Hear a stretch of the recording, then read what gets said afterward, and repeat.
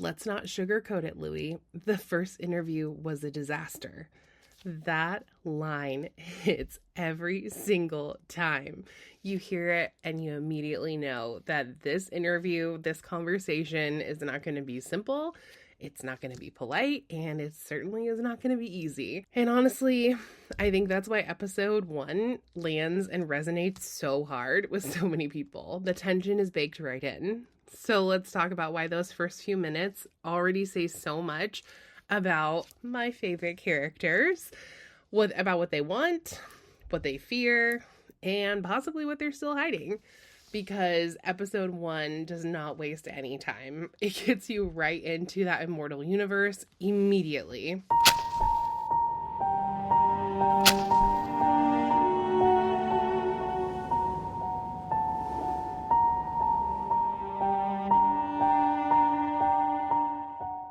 Hi, I'm Caitlin, and welcome back to the Coven Feed. I'm really glad you're here. If you're new to the podcast, thank you so much for joining me. If you listened to episode 1, where I gave you a little bit of a backstory, a little bit of an intro to me, thank you so much for coming back. I feel like there were about 20 of you, so we're getting there. We're dipping our toes into the deep end. But I really appreciate it. I basically just made this podcast so that I could have another space to talk about Interview with the Vampire, and you all are giving me that, and I appreciate that so much. So thank you for coming back if you listened. I appreciate you for carving out time to hang out in this little corner of the immortal universe with me. It means so much. So this is where we're going to slow down. We're going to breathe, and we're going to look at these stories from the inside out. We are going to talk about the emotions, the choices, the characters, and the moments that sit with us long after the episode ends. I can't tell you how many times I'm sitting there doing like regular things in my day-to-day life, and I am just thinking about Interview with the Vampire. I'm thinking about some Lestat quote or some Claudia quote, something like that. So we're not rushing through anything. We're going to take our time so that we can really get in and talk about all of these important parts. So before we dive in, here is a quick disclaimer. There are 100% going to be spoilers in here. There wasn't in the last episode, but there are going to be in this one. We're going to deep dive into episode 1 of the Interview with the Vampire. So if you haven't watched it, this is your moment to hit pause, enjoy the episode, and come back when you're ready to talk about it. I want you to experience the story fully before we take it apart together, if that's your jam. But also, if you want to just listen to me talk about it, that is totally fine too. If you're already caught up, get comfortable, pour a drink, grab a blanket, light a candle. If you want to be extra on theme, I don't know, get on your favorite Louis and Lestat t-shirt. I don't know what you do, but get cozy and get ready to hang out together for the next, 90 minutes to 2 hours. Let's step back into New Orleans and let's talk about why this first episode feels so rich, so layered, and so absolutely unforgettable. We open with Louis and Daniel sitting across from each other, and immediately the energy in the room tells you this is not going to be a neutral conversation. This is already feeling a little bit guarded, it feels quite a bit guarded. These two men have history, and it's definitely not the polite kind. You can tell there is history between them. You can tell that it's complex, right off the bat. You can tell that they have had ups and downs. Yeah, it's definitely the kind of history that maybe leaves a few dents, the kind that you try to not to look at too closely until you have to. Louis looks composed though, but to me, he almost looks too composed. His posture is very straight. His voice is very smooth. His face is very calm, but his eyes, for me, they give him away. There's a tension behind them. You can tell he's rehearsed this version of the story, or at least the delivery of it, right? He wants control over how this goes. But I don't feel that it is a manipulative control. I don't feel like that's kind of what he's going for. I feel like he wants control over the story in a very deeply human way. I feel like in this piece, or in this piece of the story at least, he's really accessing that like human memory that he has. And it's kind of like someone who has carried the weight of a memory for too long and finally wants to put it down in a particular shape. So he wants to control how the story is told, even though he says that he's going to be like brutally honest, or, you know, he's going to be very upfront and honest. It's going to be different this time. Daniel, on the other hand, is not here for the performance. He has zero interest in smoothing anything over. His body language is really open in some moments and really closed in others. I'm not a body language expert, but just like looking at how he sits, you know, he's open and closed in some moments, and almost as if he himself is trying to decide like how much he wants to let Louis in this time. He fidgets with his pen. He glances away when Louis tries to soften the conversation and jumps into questions that cut really deep. Their tone is, you know, a bit up and down. You know, one moment the tone of the conversation is really sharp. The next moment it feels almost intimate. You can feel Daniel's irritation for sure about a lot of these things, but you can also feel the part of him that remembers something like more between them, you know, like a deeper conversation. And I feel like Louis reacted to that. There is definitely that familiarity here, but there's also kind of a distance that makes that familiarity hurt. And, you know, knowing what we know after we get into season 2, which we will definitely talk about, we definitely understand a bit about why that is kind of how this conversation is starting out. When we see a bit of what happened in conversation 1, we can kind of see why Daniel might be a bit guarded. And he even, you know, revisits some of the things that happened. He's like, you know, it didn't go very well the first time, and I'm a little bit nervous about this time. But he really wants to give this story its fair share. It made me think about, like, if you've ever tried to revisit a conversation that went badly the first time, you want to recognize this energy instantly. It's almost like an energy memory, you know? There's like this defensiveness. It reminds me of like conversations with my partner, with my husband, you know, when we have an issue that we're trying to get through and we are revisiting or rehashing like an old conversation, like there's that tension almost immediately, or like a defensiveness, or like a, you know, oh, this went terribly the first time, I don't think it's going to go great this time either. Yeah, there's that defensiveness, there's like a curiosity, there's the urge to protect yourself, and then there's like definitely that urge to be understood. So it all lives in the same space. Louis tries to stay in control, but Daniel keeps poking holes in that control, whether it's intentional or not. He definitely does. Daniel is a journalist. He asks questions that force the truth to step forward, even when Louis might prefer to keep it in the wings for a few more minutes. And the way they look at each other says just as much as the dialogue. Louis watches Daniel like someone who wants to be believed. Like he desperately wants his story to be believed by Daniel. And Daniel watches Louis like someone who has been burned by him before. You know, he's very skeptical about how this is going to go. And they're circling each other in this conversation, this initial conversation. I feel like they're reading each other. They're assessing emotional temperature in the room before stepping any closer. Louis chooses his words really slowly, and I feel like Daniel chooses his words like a scalpel. Like, I feel like they're always very sharp. Louis is measured in all his pauses, and Daniel is all sharp edges, you know? This isn't an interview so much, in my opinion, as like a negotiation. Like, you can see kind of where they're trying to like fall in, and both are kind of trying to have their way with the conversation or the interview. And the show sets that tone beautifully without ever saying it out loud. Then, you know, almost as quickly as we get into the interview, we transition into 1910 New Orleans and we take a breath. Everything about this world feels alive. You can hear streetcars, laughter, music, and tension all mixed together. The lighting feels warm in some places and almost like suffocating in others, and that contrast mirrors Louis' emotional state perfectly. Louis is someone who looks like he has everything together. Honestly, when we go back to that first New Orleans scene, it looks like he is, the caretaker of his family. He looks like he has it all together.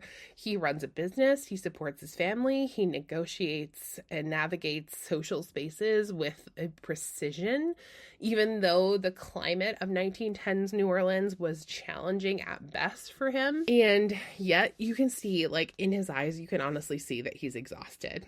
Not like dramatic exhaustion, but like very quiet exhaustion that he's going to continue to carry, because he, in that moment, seems to feel like that is kind of his role in the family and his role in life. He's giving everything to everyone all around him, but he is not really getting seen in return. And part of that is because he has, those walls up and those barriers to try to present himself in one way and not really like show his true nature or his true self to very many people, but he's definitely not getting seen by very many people. And then Lestat walks in, not dramatically, not with special effects or a villain entrance. He simply appears, and the entire emotional temperature of the room shifts. It is, I would say, subtle, but it's definitely unmistakable. Louis's eyes track him instantly, almost before he realizes he's done it. Like, you could feel him just like automatically looking at Lestat. That is like a magnetism. He's like, Lestat, before he even says, "Come to me," he's saying, "Come to me," with his body language. There's just like that immediate chemistry, that immediate spark. It's that instinctive moment when you notice someone and something inside of you like almost sharpens. But like, I feel like there's a curiosity as well. So Lestat carries himself differently than anyone else in Louis's world. There's a looseness to him, a confidence that he does not have to announce. He moves through the crowd like he belongs everywhere, but like he doesn't belong to anyone. His posture is relaxed, but his gaze is deliberate. He sees people. He really sees them. And that alone, just like I said, makes him magnetic. Like, he is one of those people that has not even just like a charm, but they have like a vibe. When they walk into a room, they're in charge of the space, but not in like a overpowering way. It's just like everyone in the room is drawn to them. And I feel like Lestat does that with his character beautifully. Louis does not even know why he's reacting. He just does. There's like a flicker of curiosity, confusion, and almost like recognition.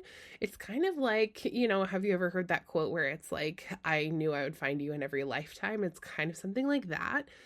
Not recognition of like this person, but recognition of the feeling, or like that spark between them, or even like, you want to say like a soul bond, even though the vampire technically doesn't have like a soul, but it's almost that like energy bond. Like, he's been waiting for something to wake up in him, and Lestat just like wakes it up, and it's right here in front of him without any warning.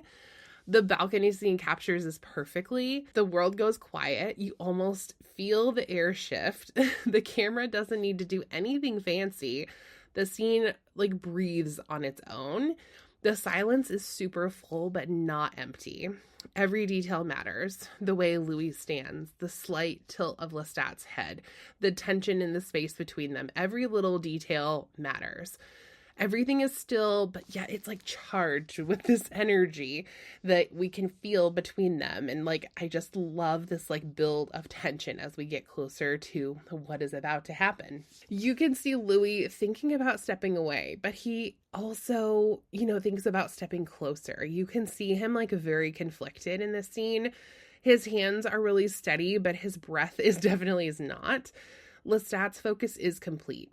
He looks at Louis with interest, not a passing interest, not like a casual glance. It's the kind of attention that makes you feel exposed without saying a word. And I think we've all felt that. And then comes the mind reading, and I think it's such a brilliant choice. It's like intimate without flirting. It's intrusive without being violent. It is invasive in a way that tells you exactly why Louis feels drawn in and threatened at the same time. It's like the emotional equivalent of someone touching a part of you that you've never shown anyone. And Lestat doesn't just hear Louis' thoughts, he responds to them. And in that moment, Louis sees a possibility he never allowed himself to imagine, that someone could understand him fully, that someone might see past his polished exterior, that someone might make him feel known, and that I think terrifies him. This, I don't think, is a romance yet. I just feel like it's a recognition, a spark inside Louis that he didn't expect and he doesn't know how to manage. The show gives it the space that it needs. There's no dramatic score shoving the moment at you, no sweeping gestures. It just lets the moment exist exactly as it is. Quiet, tense, electric. It almost breathes on its own. And because it almost breathes on its own, or it does breathe on its own, it feels so real. It feels like you're like right there with them. So we've talked about the interview room and we've talked about the balcony scene, but episode 1 gives us so many more moments that build the foundation of this story. So let's walk through a few that stand out and explain, in my opinion, why they matter so much. And as you can see, the format of this show is not going to be like going line by line by line. We're really just going to like touch on some of my favorite pieces of the show because there is so much that I want to talk about with you guys. With that, let's talk about the dinner table dynamic. So Louis is at family dinner, and this version of Louis tells us everything we need to know about his role in the family. He is the responsible one. He is the provider. He is the peacekeeper, the one that absorbs the tension and pretends it weighs absolutely nothing. His mother looks to him most of the time. His siblings lean on him. There is a deep, deep love there and a deep connection, but also you can feel the pressure. You can feel like what his family expects of him, but it almost seems like they don't really see him. You know, you can see that he seems very guarded around them and he wants to do the right thing and keep everything going for them. So he definitely is sitting under the weight of that pressure. You can see how hard he works to keep everything steady. It shows just how deeply he cares, but again, like how deeply unseen he can feel in his own home. The social dance of Storyville. So Louis navigating Storyville is fascinating. He is very confident in public, composed with his clients, and strategic with his business partners. But the whole time, there's a slight disconnect in his expression. He is playing a role he knows well, but man, that mask is heavy, just like we talked about in his home life. Even, you know, the mask he continues to wear, even in his professional life, in Storyville, or even some of his friendships even, that mask has got to be just so heavy. He blends in, but he also definitely stands apart. The exterior world sees him, you know, very successful, powerful even, possibly even like in control at times. But the interior world inside of him is unraveling. That contrast, I feel, is so important. Okay, the tension with Paul. The relationship with Paul gives the episode emotional weight beyond the supernatural. Paul, I feel like, sees Louis very clearly. Of everyone in his life, I feel like Paul sees him almost too clearly, maybe. And I think that puts Louis on edge a lot of the time. The conflict between them is heartbreaking because it is layered with spiritual differences, misunderstanding, and the sense that Louis is living a life that doesn't fit him. It also, you know, is that brother wanting to take care of the other brother, but one not really accepting help. That kind of thing also is really delicate in that relationship. When Paul climbs to the rooftop, the emotional tone shifts sharply. Louis's grief is real and sudden and raw.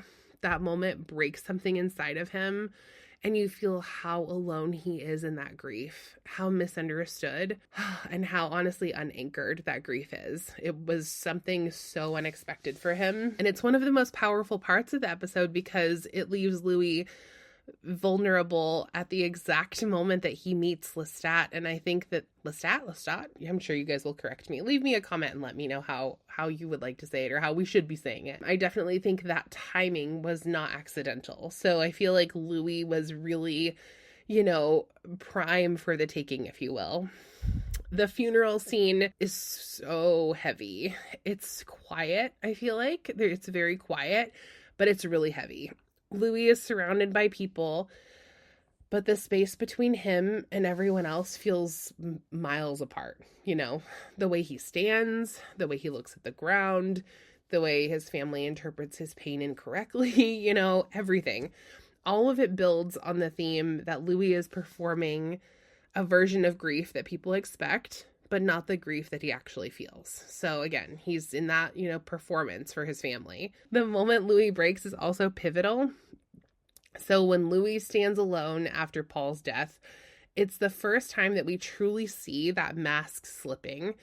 He stops holding everything together. He lets that exhaustion show. I feel like I have definitely been there in moments where I have tried so hard to hold things together, but there you just get to a point where you just like, I can't do it anymore. And you just like can't keep going in the way that you are currently going. And that mask just slips a bit. You know, he stops holding everything together. He lets the exhaustion show. He lets the anger and loss sit in his chest without covering it. And this is super important because when Lestat appears again, tender, observant, intentional, you know, all the things, Louis is at his breaking point. He is cracked wide open. He is vulnerable, and vulnerability is the oxygen for the fire of what's coming next. And then Lestat offering companionship. The final significant moment in this episode is the one where Lestat offers Louis something that feels like understanding. He feels like this is going to be something that takes away his emotional baggage. It's going to make things better for him. So it's not necessarily salvation. It's not rescue. It's just presence. He shows up in Louis' emotional storms and he doesn't look away, you know, and Louis, I feel like, really respects that. He listens without judgment. He stands beside him without flinching. And that stillness is something that Louis hasn't had in so long. He's like desperate for that. He honestly hasn't gotten it from family. He hasn't gotten it from his community. You know, he has to pay his, you know, lady friend to talk to him. Like, that's like where his life is. He has to pay somebody to sit and listen and talk to him. And I feel like that is really sad. And I feel like that it like shows up in the scene where Lestat offers companionship. You know, he's not getting that from anyone. And I feel like it really matters. So episode 1 gives us a full portrait of Louis before anything supernatural takes root. It shows us the pressure that he lives under, the expectations he carries, the loneliness that he has been hiding for so long, and the longing he barely admits to himself. You know, he barely admits who he really is, even like by himself in the dark. It gives us a family story, a cultural story, a personal story, and a supernatural story all braided together. And I feel like that is perfection. Chef's kiss, no notes. And it does it without rushing the reveal.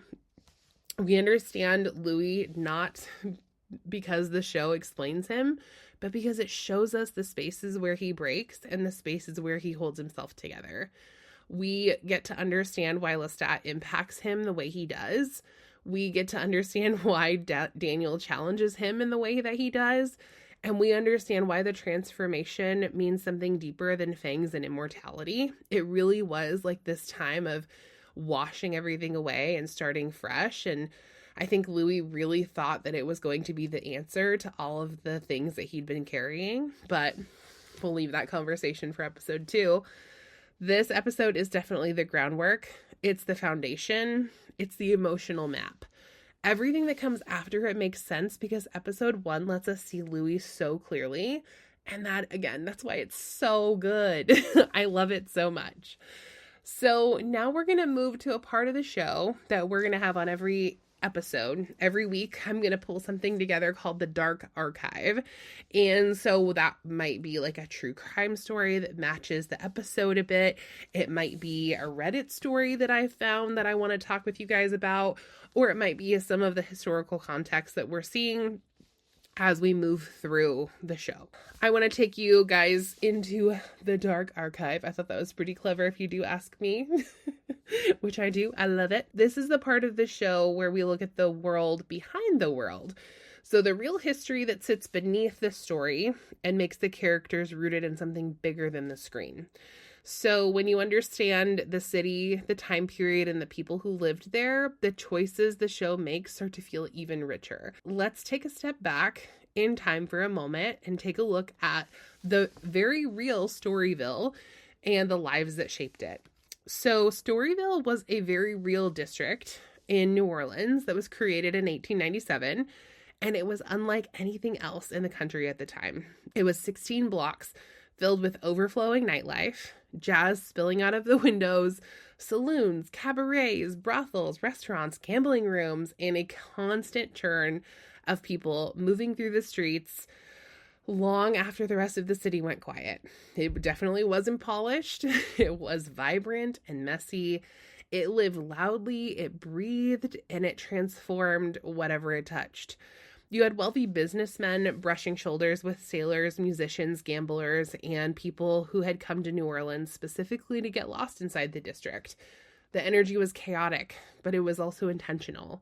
And this was where early jazz evolved, where piano players improvised until sunrise, where horns echoed through alleyways that bled into the night air, where music was built from emotion and lived experience.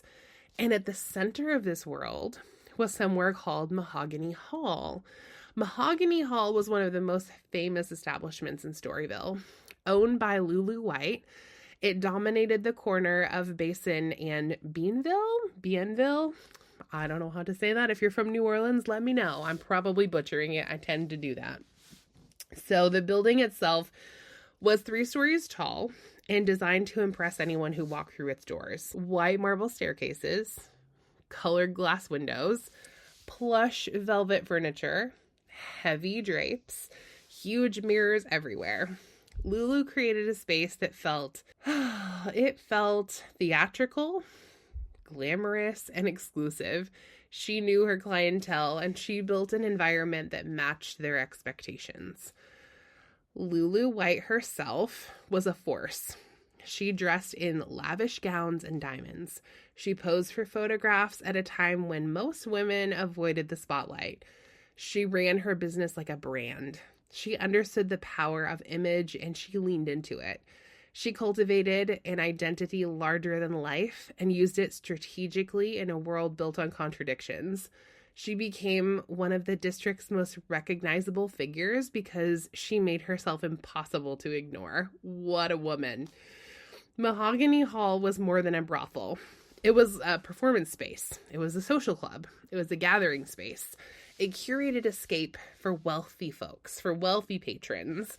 A stage where glamour and survival coexisted. Those two dynamics together are fascinating to me. So it was very glamorous, but a lot of the folks who worked there were in survival mode. And Lulu understood how to hold that tension.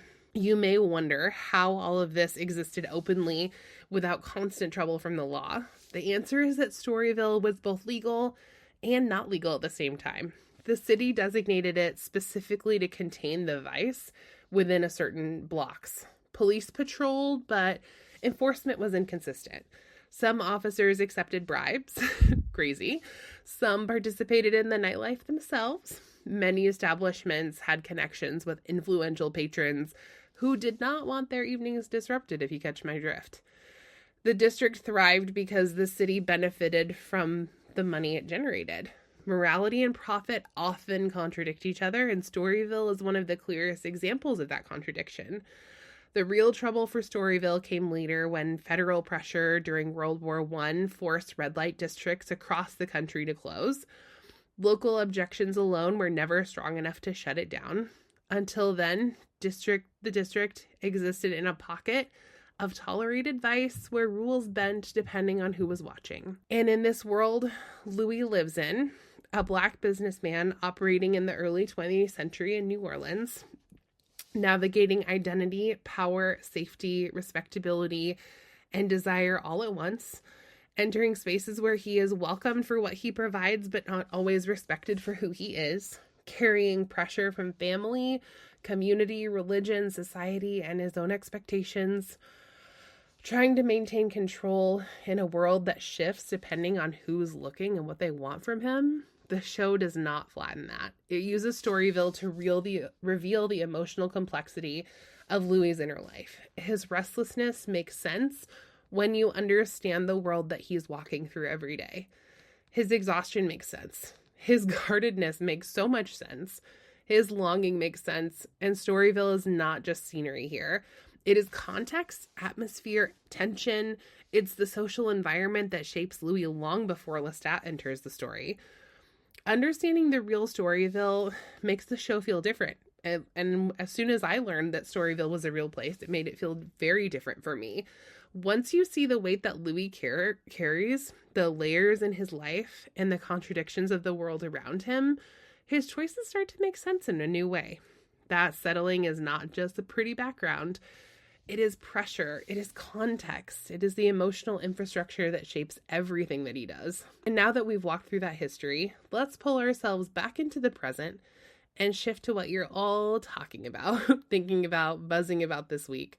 A lot is happening in the Immortal universe, so let's step out of the archive and into what's unfolding right now. But before we do that, I do want to introduce one more section, one more space in our episode that I want to start incorporating.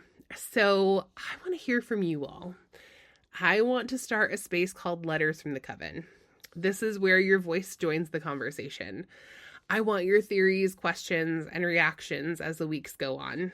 And here's a question for you guys to think about this week. And I will be pulling answers from all over the place. So if you want to send me an email, I'll have that linked in the show notes below. I will be checking my TikTok and Instagram DMs all the time. You can leave a comment below the show, anything, if that's a possibility. So the question that I want you all to think about is, do you think Louis really had a choice in the path that his life took after he met Lestat? Or was he already being pulled toward that transformation, or I guess any transformation, long before he knew it? So like I said, you can email me your answers at thecovenfeed@gmail.com, or you can send me a message on Instagram or TikTok. You can also, like I said, reply in the comments below the show if you're listening on Spotify. I don't know if any other podcast hosting platforms do that, but on Spotify it definitely does. Or you can message me anywhere. You can also send a voice note for future episodes. I would love to plug in your voices. I would love that. That would be great. Some of these things are ever evolving. So if this is old news, it could be old news by the time I have this in the show, because I've pulled the notes. Like, the most recent edit to this was the night before I recorded, and I try to record these a couple of days before the show goes out, so could be old news. But we have some recent updates in the Immortal universe. I've been scouring the Reddit threads, and I've been scouring the Facebook groups and trying to follow along, but it goes fast. So a lot is happening across the Immortal universe right now. So let's take a moment to sit with all this buzz that's floating around the fandom.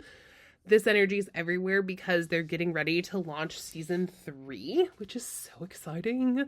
I'm really trying hard to get all of these episodes out for season 1 and 2. I think I can do it because season 3, I don't think is launching until April. Correct me if I'm wrong, but I think it's April. I'll look that up and let you guys know next episode. But the Vampire Lestat. So a newly titled next season, it's going to be called The Vampire Lestat, is still framed for a 2026 release window, right? So we're thinking April is what I've been hearing. And fans are spiraling in the best possible way. With the perspective shift into Lestat's world, everyone is already predicting a change in tone. Bigger emotions, brighter visuals, wilder, more theatrical approaches. I sometimes call this show Interview of the Crash Outs because, Lestat loves a little crash out, and so does Louis. Claudia did sometimes too, but I think the Vampire Lestat is going to give us some of the best crash outs yet. So people are imagining what the season will look like through his eyes and how the music will shape everything. Producer Mark Johnson also publicly teased that there are 3 or 4 more series in development within the Interview with the Vampire / Mayfair Witches / Immortal Universe franchise. Crazy. And speaking of music, we have playlist theories and rumored track lists already for season 3, The Vampire Lestat. The fandom is currently deep into playlist discussions, and honestly, it's some of the most entertaining conversation happening right now. But there is a rumored track list, and people are finding this on a previous episode. And it's been circulating all over like Reddit threads and Facebook, and has people analyzing lyrics and connecting moments to scenes that have not been filmed yet. So I think actually, I'm going to take that back. I think the screenshot that people found was from filming, potentially. It's either from an episode or from filming season 3. I can't remember. I'll have to look it up. I should have put that in my notes, but I did not. I will try to update that. The list looks like this. Okay, track 1 is titled All Fall Down. Track 2 is called Black Licorice. Track 3 is going to be called Hit the Lights. Track 4 is going to be called La Fontaine. Track 5, Long Face. Track 6, The Loneliness. Oh my gosh, that is a crash out song for sure. Track 7, Why Do I Have to Feel? That sounds like I could hear Lestat saying that. Track 8, Your Biggest Fan. So fans, myself included, are already imagining where these tracks could land in the story and what kind of emotional beat they might underline, because we're getting rock star Lestat in The Vampire Lestat. So whether the list is real or completely wishful thinking, it has sparked page-long discussions and the kind of chaotic excitement that makes fandom fun. So add that to the unofficial playlist being shared everywhere. Some people want full gothic rock, some want dramatic orchestral tracks, and some want glam metal. I'm not really sure which way we're gonna go. I could see him being a glam metal guy for sure, with the hair, for sure. And then there are the brave souls throwing French pop into the mix. You never know. It is messy, it's creative, it's peak Lestat energy. All right. Then we have the Talamasca series is arriving on Netflix internationally on December 1, which is exciting. And fans are already leaning into the aesthetic. Mysterious archives, cryptic symbols, hidden knowledge. It has that cozy winter detective vibes that pairs perfectly with late night rewatches and a cup of something warm. It also expands the universe outward and gives us a deeper look at the group that has been quietly watching everything from the shadows. That's what I like about the Talamasca so much. And I think that when I started watching this, I think I watched it in the correct order. So my family and I started with the interview with the vampire. And now we're on season 1 of the Talamasca. And I like that it's kind of like a bridge almost, in some of those episodes. And this is a spoiler for the Talamasca, so if you haven't watched that, feel free to skip over this section. But it bridges the worlds, it bridges the immortal universe. It brings like the human element into it. And I mean, you see like even the witches side of things. So then after the Talamasca, we're going to watch the Mayfair Witches. So I think that we've done it in the correct order. So we'll see how it goes, but I'm just excited. Everything that I can get from this immortal universe, I'll take it. And then people are already guessing which bits of lore might show up and how the tone will differ from Interview with the Vampire. We already kind of know those things, but it'll be interesting for folks who haven't seen it and now that it's moving to Netflix. And then we have Queen of the Damned whispers. So there are also whispers about future casting for Queen of the Damned for Akasha. And I believe she is going to appear in The Vampire Lestat. And there were also whispers, for who she was going to be. And I think the actress, my notes here say that nothing has been official, but I think somebody has been named. Let's see. Oh yeah. So Sheila Atim will play Queen of the Damned Akasha for The Vampire Lestat. And that's very exciting. I don't know much about her as an actress, but I do know that her character is going to be very different from the Aaliyah version Queen of the Damned from 2002. So that's what I know about that. So that's exciting. So I love it when we get a little like sneak peek announcement. That's really fun. So there's so much happening right now. Announcements, speculation, rumored playlists, new shows on the horizon, all the things. The universe is expanding and the fandom, I feel like, is energized. Like the Facebook groups are popping, the Reddit threads are going. It feels like a great moment to be in the conversation, watching everything unfold in real time. Super cool. So the final reflection I have for you all. Episode 1 is about recognition, not transformation yet, not action, just recognition. I feel like we are now immersed into the world. Louis sees something in Lestat long before he understands it. He feels a spark, right? He feels a pull. He feels maybe danger, but also a familiarity. I don't think he can name it yet, but he definitely feels it in his chest, like a shift in the room's temperature. Probably, because Lestat's probably kind of cold, I would guess. Lestat sees something in Louis too, not just beauty or potential opportunity, but I feel like Lestat really does see something deeper. Because Lestat, in other relationships, he can be very opportunistic, but I feel like he feels like there's something here. He feels his mind possibly unraveling, a loneliness that he recognizes, a spirit maybe that fascinates him. You can see it in the stillness between them and in the way he watches Louis more closely than anybody else in the room. Daniel also sees something. His version of recognition is layered. He sees an older Louis who is both guarded and longing. He sees contradiction. He sees the gaps in the story. He definitely is always asking those tough questions. He sees the things Louis is not saying. And I wonder if that is because of that first conversation or just because he kind of knows a bit more than he's letting on, and we'll get there. I feel like I'm trying giving spoilers, but I'm trying not to. And beneath the cynicism of Daniel, he sees a man who is telling the truth as he understands it. And then there's the audience's recognition. Every time we rewatch this episode, I feel like something new jumps out. And that's what makes this so incredible. A look that meant nothing before suddenly matters. A line that lands differently. A gesture becomes important. A detail in the background tells you something you did not catch the first time. The show rewards attention without demanding it. And that is why it sticks with us and sticks with us so much. It's a slow opening, but it's the best possible way. It invites you to sit with the tension instead of rushing past it, to sit with the longing, to sit in that discomfort, to sit with the curiosity. It trusts you to notice, to feel, to connect the dots in your own time. And that is why it works so well. It leaves room for you to breathe inside of it.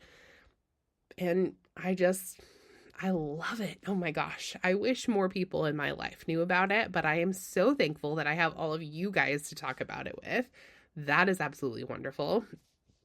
So thank you again for spending this time with me. I love building this space with you. I love taking these stories apart and exploring them with you. And I love that every week we get to see something new together, even in scenes we already know. But, we could rewatch this a million times and see something new. Again, that's why I love it so much. But until then, until next time, I'm Caitlin, and this has been the Coven Feed. Stay with us in the shadows and join the Coven.